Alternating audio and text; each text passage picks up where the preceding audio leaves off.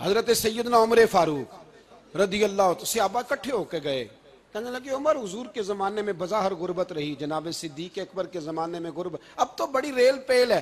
بحرین سے لاکھوں کا مال آتا ہے، آپ کو بڑے بڑے سفیر ملنے آتے ہیں، پر آپ وہی پرانا کرتا اور وہی طامت جو کئی جگہ سے سی آپ نے کئی جگہ سے پھٹی۔ اور حضرت عمر ایک دن عید کی نماز پڑھانے گئے تھے تو ننگے پیر ہی چلے گئے، لوگوں نے کہا جوتا، فرمایا ٹوٹ گیا تھا یار، پہننے کے قابل نہیں تھا، فرمایا ننگے پیر آ گئے ہو، لوگ کیا کہیں گے، فرمایا چھوڑو، عمر کے پاؤں ننگے ہیں لیکن عمر کے کردار میں تو کوئی شک نہیں نا، پیر ہی ننگے ہیں نا، کیا ہوا، چھوڑو اس بات کو،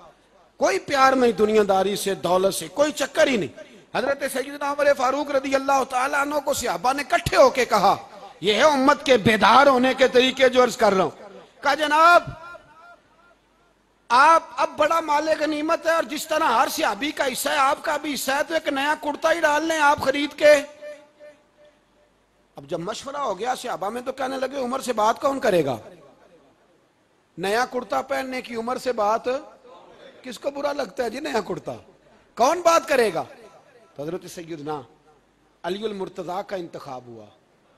کہنے لگے مولا علی کی بڑی عزت کرتے ہیں، ان سے بڑا پیار کرتے ہیں، ان سے بات کرتے ہیں۔ تو حضرت علی کو بلایا گیا، عرض کی حضور مہربانی فرمائیں، حضرت عمر سے کہے نئے کرتے کے لیے، آپ فرمانے لگے عمر میری بڑی قدر کرتا ہے، بڑی بات سنتا ہے، پر یہ والا کام نہیں میں عمر سے کہہ سکتا، یہ کسی اور سے کہو۔ تو کہنے لگے آپ رہنمائی کر دیں کس کو کہیں؟ تو جناب علی المرتضیٰ فرمانے لگے اگر حضرت عائشہ صدیقہ سے کہو گے تو عمر فوراً مان جائے گا، وہ مومنوں کی ماں ہیں۔ صحابہ حضرت عائشہ کے پاس، اماں جی عمر کو بلائیں، ان کو کہیں، بڑے بڑے سفیر آئے ہوتے ہیں وہی پرانے کپڑے پہن کے بیٹھ جاتے ہیں۔ اللہ اکبر، حضرت عائشہ نے پیغام بھیجا، فرمایا عمر کو بلاؤ۔ عمر فاروق دوڑے ہوئے آئے، پردے کے پیچھے حضرت عائشہ کے پاس گھٹنوں کے بل، اماں جی دیر تو نہیں کر آیا میں آنے میں، حکم ہو، حضور کے گھر سے پیغام آیا، بڑے بڑے سفیروں کو چھوڑ کے بھاگے۔ حضرت عائشہ صدیقہ کہنے لگی عمر دیکھو جائز پیسے ہوں تو اسلام اچھے لباس سے منع نہیں کرتا، اب بڑا بڑا مال آیا ہے، اب تیرا بھی حصہ ہے، تو صحابہ کرام کی خواہش ہے کہ نیا کرتا پہن لو،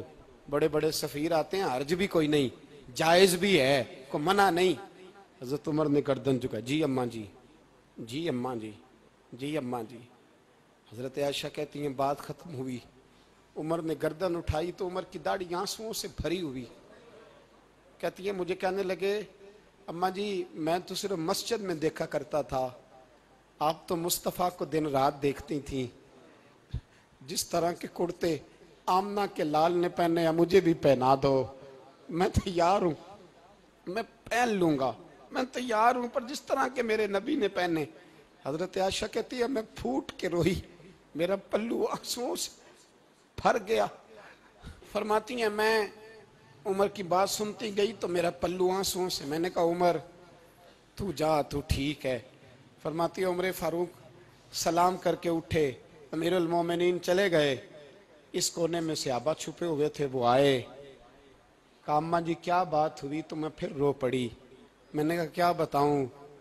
تمہیں پرانے کرتے نظر آتے ہیں، اسے محمد عربی کے جلوے نظر آتے ہیں۔